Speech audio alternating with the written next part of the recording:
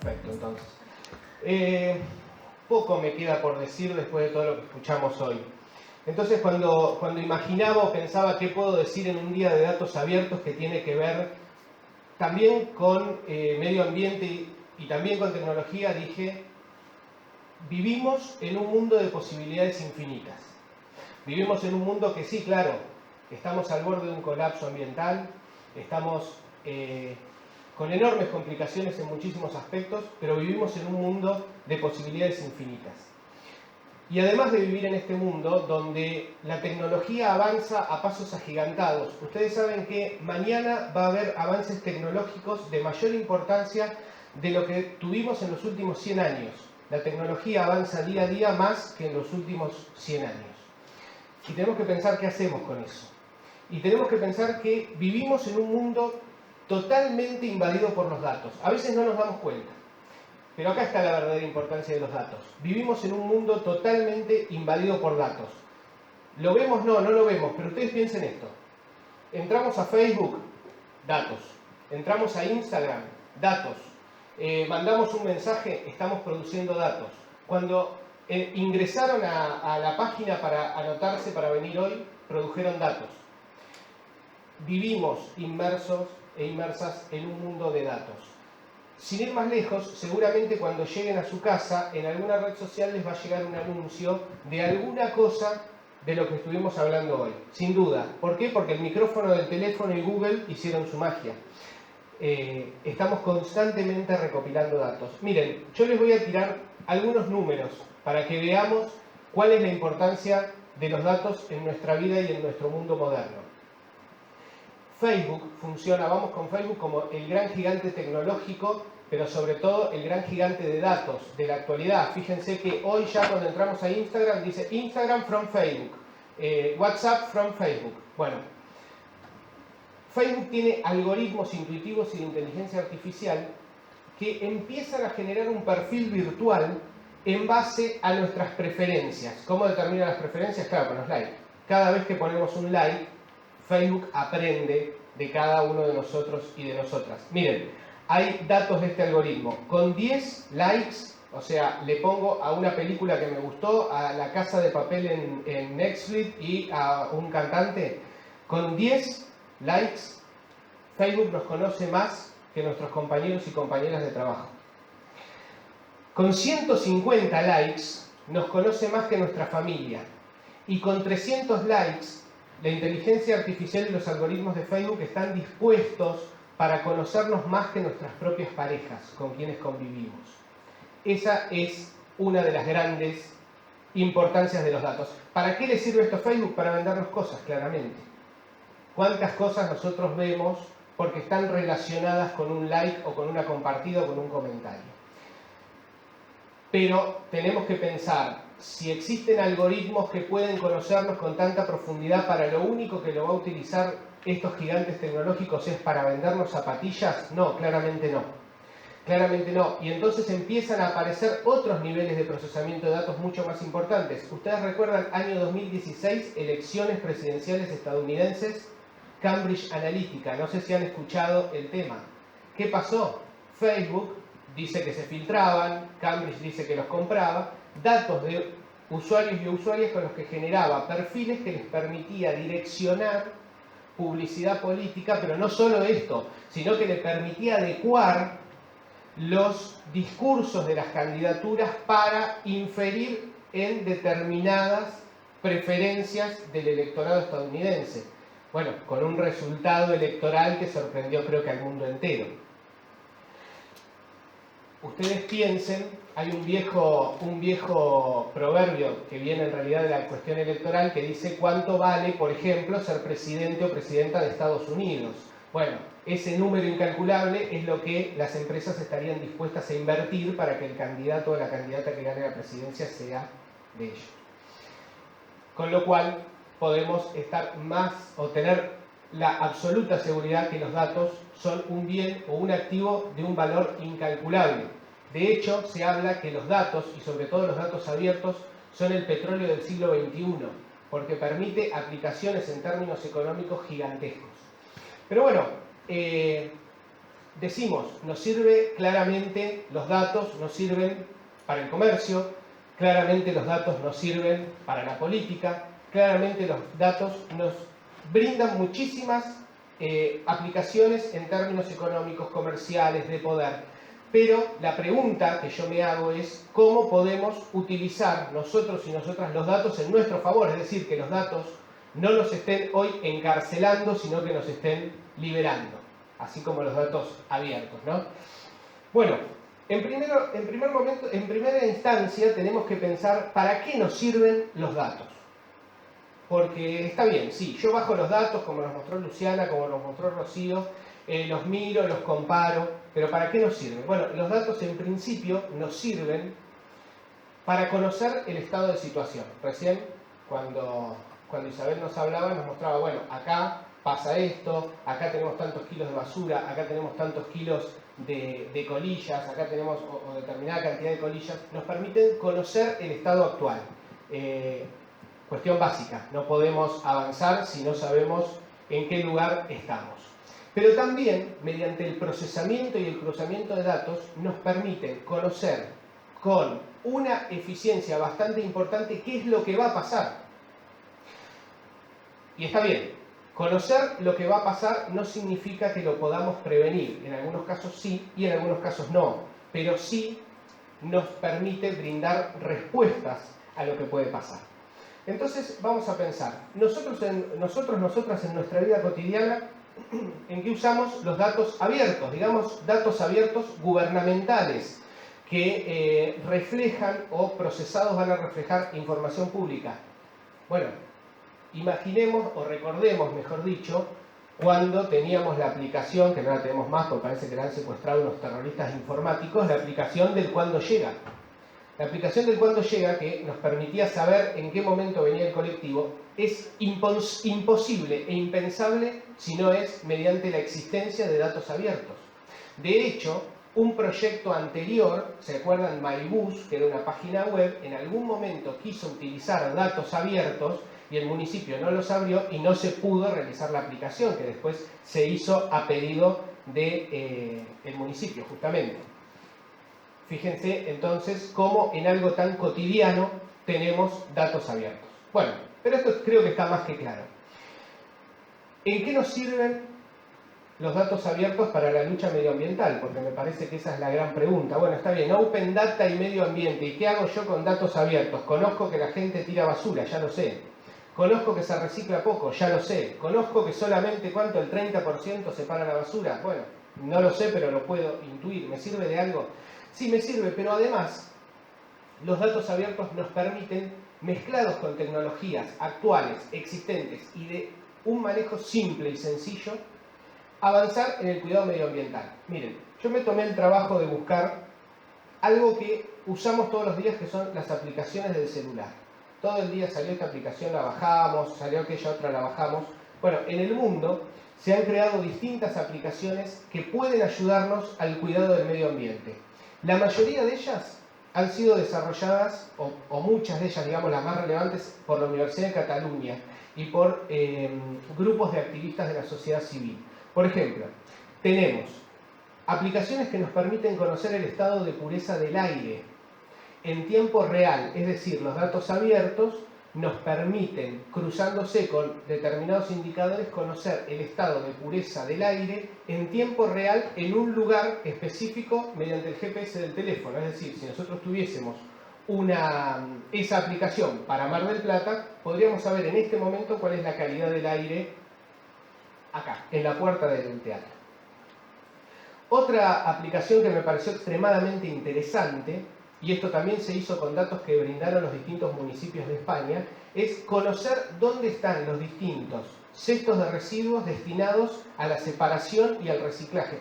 Hay algunos municipios españoles que tienen una política de reciclado muy interesante, donde no solamente separa el reciclable y no reciclable, sino que tienen cestos, por ejemplo, para las pilas, cestos para pañales y demás. Bueno, mediante datos liberados por el municipio se han desarrollado aplicaciones que, mediante un GPS, nos indican cuál es la el tacho de residuos, por ejemplo, yo quiero reciclar, no sé, un pañal, quiero desechar un pañal o quiero reciclar un plástico, me va a indicar cuál es el cesto más cercano a la posición actual en la que estoy. Además de esto, bueno, en todo el mundo existen aplicaciones que nos permiten brindar información o recibir información sobre las mejores rutas para economizar el medio de transporte en el que estoy utilizando en cuanto al cuidado ambiental. Por ejemplo, yo le digo, estoy en un auto de determinadas características y esto va a procesarlo utilizando datos de rutas, datos de vías, pero además datos en tiempo real, por ejemplo, del tránsito. Entonces me va a decir, el camino más corto es el más transitado, tu auto va a estar parado emitiendo emanaciones contaminantes. Toma el camino más largo que vas a llegar antes y vas a economizar combustible. Por ejemplo, un breve ejemplo. En Argentina encontré una aplicación que se hizo con ayuda del CONICET, pero que cuando la busqué todavía no estaba lanzada, o al menos yo no la encontré, que se llama Yupi Restó. No sé si alguien la ha escuchado. Es muy interesante porque brinda información de los distintos locales gastronómicos. Obviamente los locales gastronómicos tienen que brindar la información respecto a la sustentabilidad con la que fue producida su comida y permite armar menús en base no solamente al gusto, al precio o a las ganas que tenga de comer la persona o el cliente o la clienta, sino en base a la sustentabilidad. Por ejemplo, algo que me llamaba la atención decía, bueno, la app va a sugerir, por ejemplo, que en vez de tomar un vino que para producirlo se gastan tantas cantidades de agua, se tome un jugo exprimido que para producirlo se gastan tantas cantidades de agua. Me pareció muy interesante esta aplicación, pero lamentablemente no la encontré que ya estuviese disponible. Bueno, hasta acá digamos que esto es algo que cualquiera puede hacer. Con básicos conocimientos informáticos podemos ahí desarrollar una app o colaborar en el desarrollo de una app. Muchas veces las apps, lo más importante es la idea antes que la cuestión del desarrollo tecnológico. Pero me dije, ¿podemos soñar un poco más en que la tecnología nos ayude? Y dije, bueno, sí, claro. Entonces empecé a pensar cómo podemos optimizar los datos. Y dije, podemos utilizar sistemas intuitivos y si vamos un paso más allá, podemos utilizar sistemas de inteligencia artificial. Cuando hablamos de inteligencia artificial, hablamos de una rama de la informática en la cual las computadoras imitan el aprendizaje y el razonamiento humano. Nada que ver con lo que uno ve en las películas que termina saliendo el Terminator, nada que ver. Sino que son programas en realidad intuitivos. Ustedes imagínense si nosotros con los datasets de datos abiertos tomamos un tiempo determinado de procesamiento y tomamos un tiempo determinado en cuanto a las posibilidades que tenemos de entrecruzamiento, lo que podemos hacer con sistemas intuitivos o sistemas de inteligencia artificial. Nos permiten analizar una infinidad de variables, nos permiten predecir con mayor exactitud lo que puede llegar a pasar y nos permiten conocer también con mucha mayor exactitud el punto en el que estamos sosteniéndonos o el punto en el que estamos actualmente. Y bueno, cuando uno ya empieza a hablar de inteligencia artificial para el cuidado ambiental, ya uno entra medio en la ciencia ficción. Entonces decimos, damos un paso más. Bueno, les cuento que se puede dar ese paso más y avanzar en cuanto no solo al uso de programas intuitivos. A ver, yo hablo de programas intuitivos y nos parece algo totalmente alejado. En realidad un programa intuitivo es, por ejemplo, el diccionario del celular. Vieron que escribe lo que quiere. ¿Por qué? Porque toma un aprendizaje del usuario o de la usuaria, de las palabras que utiliza con mayor frecuencia y aprende cómo escribimos y nos da una respuesta intuitiva, pensando o sabiendo lo que nosotros vamos a querer poner o lo que vamos a querer escribir. Por supuesto, esto es un nivel de inteligencia artificial, no podemos hablar, pero estamos hablando en base a programas intuitivos que hoy ya son una realidad y los tenemos ahí en el celular.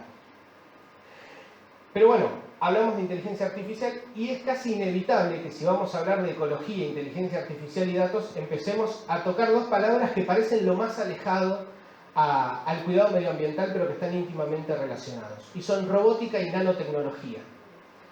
Esto que ya sí parece que estamos entrando en un campo de ciencia ficción es algo que actualmente existe. De hecho, bueno, saben que existen filtros de agua nanotecnológicos que mediante círculos concéntricos permiten tomar agua que no es potable. De hecho, hay una charla TEDx muy interesante donde se hace la prueba en vivo, se agarra un agua totalmente contaminada, se pasa por el filtro y se toma con un máximo nivel de pureza.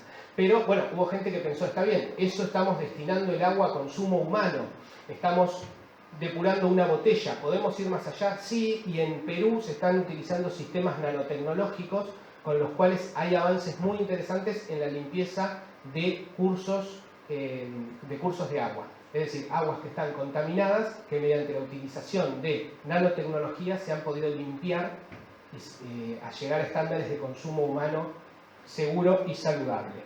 De hecho, ustedes saben, y si no lo saben les cuento para que prestemos atención, en abril se va a lanzar una fundación que las caras visibles son Robert Downey Jr., el actor que le da vida a Tony Stark en las películas, y Matt Damon, que se llama Footprint Collision, que en realidad hay mucho hermetismo, pero en la presentación de Amazon se adelantó y lo que proponen es que el mundo mancomunadamente y estas personas encabezando un grupo de expertos en nanotecnología, robótica e inteligencia artificial avancen en sistemas para limpiar el mundo y se proponen en un plazo, por supuesto se requiere del esfuerzo mancomunado de toda la humanidad, no lo van a hacer estos dos solos, pero se plantea que en un lapso de 10 años se podría retrotraer el estado actual de contaminación de la Tierra a niveles altamente aceptables o incluso se atreven un poco más y dicen limpiarla completamente. Esta última parte ya me parece un poco utópico, pero lo cierto y concreto es que mediante sistemas altamente tecnológicos se puede avanzar en un cuidado masivo del planeta. Yo recién cuando Isabel nos contaba el tema de la recolección de colillas, yo pensaba qué pasaría si utilizáramos robótica para hacerlo. ¿Qué pasaría si las colillas pudieran predecirse con cierto grado de exactitud en un día determinado cuál va a ser la playa que necesite una respuesta más rápida por el nivel de contaminación? Yo pensaba cómo podríamos solucionar problemas de almacenamiento de las colillas, que por lo que he visto también es un problema grande, una vez depuradas o una vez recolectadas. Bueno, estos esfuerzos que a nivel humano llevan un trabajo de muchísimas personas, podrían mejorarse sustancialmente mediante el uso de nuevas tecnologías. Y estas nuevas tecnologías actualmente están disponibles y actualmente existen. No estamos hablando de algo que tengamos que esperar 10 o 20 años. No, pueden ponerse en funcionamiento en forma prácticamente inmediata. Y bueno, y cuando uno llega ya a este punto de pensar en robótica y nanotecnología al servicio del cuidado ambiental, ya empieza también a fantasear un poco más y empieza a pensar en un reemplazo de la matriz energética, que es algo que me parece que es urgente. Empieza a pensar en el avance en la investigación de materiales renovables o en materiales eco-friendly o en materiales que reemplacen, por ejemplo, los materiales actuales basados en petróleo o en hidrocarburos que claramente están destrozando el planeta. Y, por ejemplo, uno empieza a fantasear con esa revolución que parece que nunca llega, pero del grafeno que una vez producida nos permite tener un material altamente resistente y a bajo costo, acceso de cualquier persona y sobre todo con un bajísimo o nulo impacto ambiental. Así que esta era por ahí la reflexión que me interesaba hacer. Me interesaba ver que ciencia, tecnología y medio ambiente van de la mano, que el modernismo bien utilizado nos puede servir para sanar a un mundo que una sociedad analógica o un mundo analógico destrozó, y que esta revolución digital la tenemos que empezar a tomar realmente en serio porque nos puede brindar herramientas que nos permitan avanzar en el cuidado y recuperación del medio ambiente con la misma velocidad que en algún momento lo destruimos. Pero como todo cambio y como todo avance, no basta que la tecnología exista y esté disponible, sino que necesitamos que exista voluntad política para hacerlo. Por eso siempre el elemento más importante va a ser el activismo cívico. Por eso la incidencia en las políticas públicas resulta totalmente fundamental. Por eso no existe posibilidad de ningún cambio real si no es a nivel de las esferas de poder, y por eso tenemos que empezar a pensar no solo en datos abiertos, sino en un gobierno abierto. En un gobierno donde la verticalidad original de las estructuras de poder den paso a una horizontalidad, donde la democracia tenga un avance y abandonemos la representación para pasar a la participación, y donde esta revolución tecnológica que va a reemplazar sin duda alguna un mundo analógico, esta revolución digital, venga también de la mano de una revolución de conciencia, y principalmente creo que el gran cambio y la gran revolución no va a estar dada por la tecnología que podamos desarrollar, sino que la revolución va a ser una revolución de gobierno abierto. Así que bueno, aprovechar y agradecer el activismo que día a día desarrollan todas las personas que están acá y el interés. Muchísimas gracias.